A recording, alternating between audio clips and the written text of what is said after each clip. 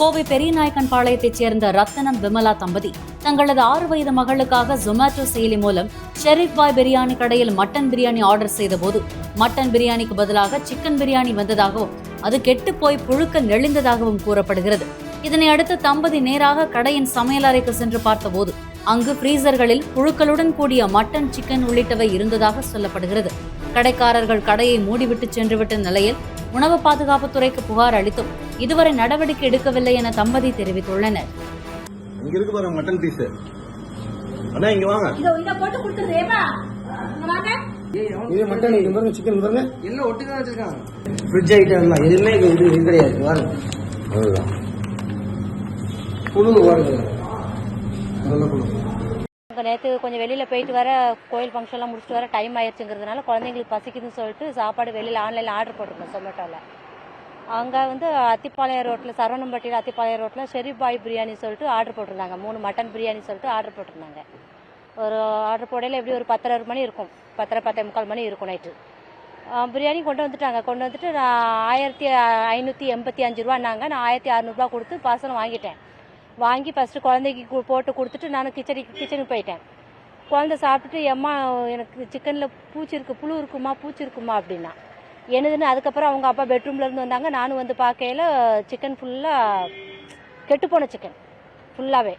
அதாவது வந்ததே பிரியாணி, மட்டன் பிரியாணி சொல்லிட்டு சிக்கன் பிரியாணி வந்துச்சு. அதுவும் கெட்டுப்போன சாப்பாடாக வந்துச்சு. அப்படி வச்சிருமான்னு சொல்லிட்டு உடனே நாங்கள் கால் பண்ணோம். கால் பண்ணால் ஒரு ஹிந்திக்காரன் எடுத்துட்டு எனக்கு தமிழ் தெரியாது, ஃபோனை வை அப்படிங்கிறான். அந்த ஃபோனை வைங்கிற மாதிரி அதாவது தமிழ் கலந்து ஹிந்தியில் பேசுகிற மாதிரி வை சொல்லிட்டு கட் பண்ணிட்டான். மறுபடியும் 2 தடவை ட்ரை பண்ணோம் நாங்கள்.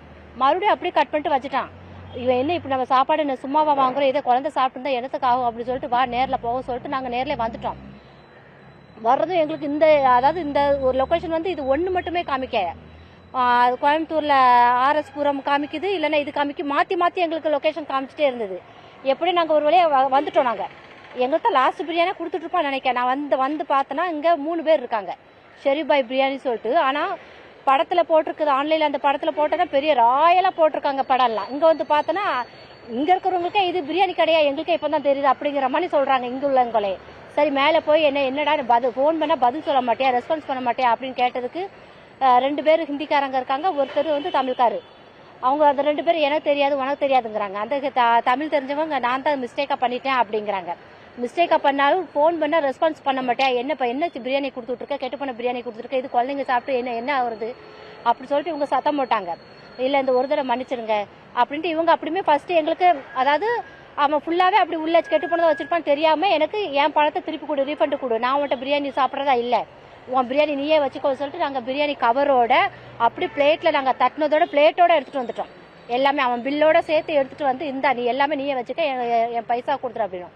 அவன் நாளைக்கு தரேன் இன்னைக்கு தரேன்னு சொல்லிட்டு இருந்தான். எனக்கு இப்போவே என் பணம் வேணும், நீ பிரியாணி நாளைக்கு கொடுத்துட்டு இன்னைக்கு கொடுத்துட்டு நாளைக்கு பைசா தரேன்னு சொன்னால் கேட்பியா, எனக்கு இப்போவே பணம் வேணும் அப்படின்னு நின்னோம். அப்புறம் ஒரு 1 ஹவராக இருக்கும். அப்புறம் மேனேஜருக்கு கால் பண்ணுறாங்க. 3/4 மணி நேரமாக அவன் மேனேஜர் கால் எடுக்கவே இல்லை. அதுக்கப்புறம் ரொம்ப நேரம் கழிச்சு தான் மேனேஜர் கால் எடுக்கிறாரு. அவரும் அப்படி தான் சொல்கிறாரு, எனக்கு இப்போ வேணும் அப்படின்னு சொல்லிட்டு நானும் என் பையன் என் ஹஸ்பண்ட் 3 பேர் தான் வந்திருந்தோம் நேற்று நைட்டு. உள்ளே போய் பார்த்தோன்னா அவங்க ஃப்ரீசரில் மட்டன் பீஸாக இல்லை. மொத்தத்தில் ஒரு இதில் நம்ம பிரியாணியில் மிச்சம் உள்ள கறி துண்டெல்லாம் இருக்கும் பாருங்க, அப்படி சாப்பாட்டு படுக்கையோட அதை ஒரு ட்ரை வச்சுருக்காங்க அந்த ஃப்ரீசருக்குள்ள ஒரு பாக்ஸு. இன்னொரு நிறைய பாக்ஸில் கெட்டு போன சிக்கனாக வச்சுருக்காங்க. அதில் வெள்ளை புழுவாக பேக்கெட்டும் இருக்குது, பாத்திரத்துலையும் இருக்குது, அதில் வெள்ளை கலர் புழுவாக உள்ளே இருக்குது. இதை அப்படி வச்சுருக்காங்க. அப்புறம் டஸ்ட்பின் நம்ம வேஸ்ட் துணி போடுற மாதிரி இது இருக்குல்ல, பேஸ்கெட் இருக்குல்ல, அதில் சாப்பாடு போட்டு வச்சுருக்குறாங்க இந்த வேஸ்ட் பிரியாணியெல்லாம். அதே பிரியாணியும் எங்களுக்கு அனுப்பிவிட்ட பிரியாணியும் சேம், அதுலேருந்து தான் எங்களுக்கு கொடுத்துருக்குறாங்க. நான் என்னப்பா இந்த 2 பிரியாணி ஒன்றா இருக்குது அப்படிங்க, நமக்கு இதுலேருந்து தான் கொடுத்துருப்பாங்கப்பா அப்படின்ட்டு அதுக்கப்புறம் தான் நாங்கள் பார்க்குறோம். அதுலேருந்து தான் எடுத்து கொடுக்குறாங்க. நாங்கள் அதுக்கப்புறம் இது என்ன அப்படின்னு, இல்லை இதில் வேஸ்ட்டு, அப்புறம் இது என்னன்னு எங்கள் பிளேட்டை பார்த்து கேட்டோம். அப்புறம் இது என்ன அப்படின்னு, இது பிரியாணி, இதெல்லாம் நாங்கள் எடுத்து கொடுக்கறதில்ல அப்படின்னா நம்மளால் எப்படி அதை ஒத்துக்கொள்ள முடியும்? அதுவும் ஒன்று போல இருக்குது, இதுவும் ஒன்று போல இருக்குது, எப்படி ஒத்துக்கொள்ள முடியும்? அதுவும் இல்லாமல் அது ஒரு கிச்சன் மாதிரி இல்லை. அதை நான் எப்படி ஒரு ஹைஜீனிக்காக வைக்க வேண்டிய இடத்த அவ்வளோ ஒரு அசுத்தமாகவும், அந்த ஃபுல்லாக கெட்டுப்போன பொருட்கள் தான் ஃபுல்லாக. எதுவுமே ஒரு சுத்தமான பொருட்கள் நம்ம எதுவுமே உள்ளே பார்க்க முடியாது அந்த ஃப்ரீசரில் எல்லாமே. அப்போ நீ என்ன கடை வச்சிருக்க, எனக்கு ஒரு ரீஃபண்ட் வேண்டாம், உன் கடை நீ இழுத்து மூடு. இன்னும் நான் என் கொஞ்சம் சாப்பிட்டு என்ன ஆயிருக்கும், நீ எத்தனை பேர் குடும்பம் நாசமாயிரும், உயிர் போயிடும். நீ இந்த விளையாட்டை விளையாடாத அப்படின்னு சொல்லிட்டு நைட்டு உடனே நாங்கள் 100க்கு ஃபோன் பண்ணி போலீஸை வர வச்சிட்டோம். போலீஸ் வந்து பார்த்தாங்க. அவங்க கெட்டு போன பொருளாக வைக்கவும், நீ உடனே கடையை மூடு, நீ இதுக்கு மேலே வைக்கக்கூடாது, இன்னும் ரீஃபண்ட்லாம் தேவையில்லைன்ட்டாங்க. அவங்க கம்ப்ளைண்ட் கொடுக்க போற விட்றாங்கன்னு சொல்லிட்டு நாங்கள் உடனே போலீஸுக்கும் கம்ப்ளைண்ட் கொடுத்து உணவு பாதுகாப்பு துறைக்கும் நாங்கள் அப்போவே கம்ப்ளைண்ட் பண்ணி எங்களுக்கு நம்பரும் வந்துருச்சு. அப்போவே கம்ப்ளைண்ட் பண்ணிட்டோம். நாங்கள் பண்ணிட்டு கடையை மூடிட்டு மறுபடியும் போயிட்டோம். அவங்க இருந்தாங்க, நீ எக்ஸ்கியூஸ் கொடுக்குறதுக்கு நீ எனக்கு டேஸ்ட் இல்லைன்னா உன்னை மன்னிச்சு விட்டுட்டு போயிடுவேன், நீ பொருளே கெட்டு போன பொருளாக வச்சிருக்க, உன்னை என்ன விடுறதா இல்லை அப்படின்னு சொல்லிட்டு நாங்கள் ஃபோனில் அப்படி சொல்லி வச்சுட்டோம்.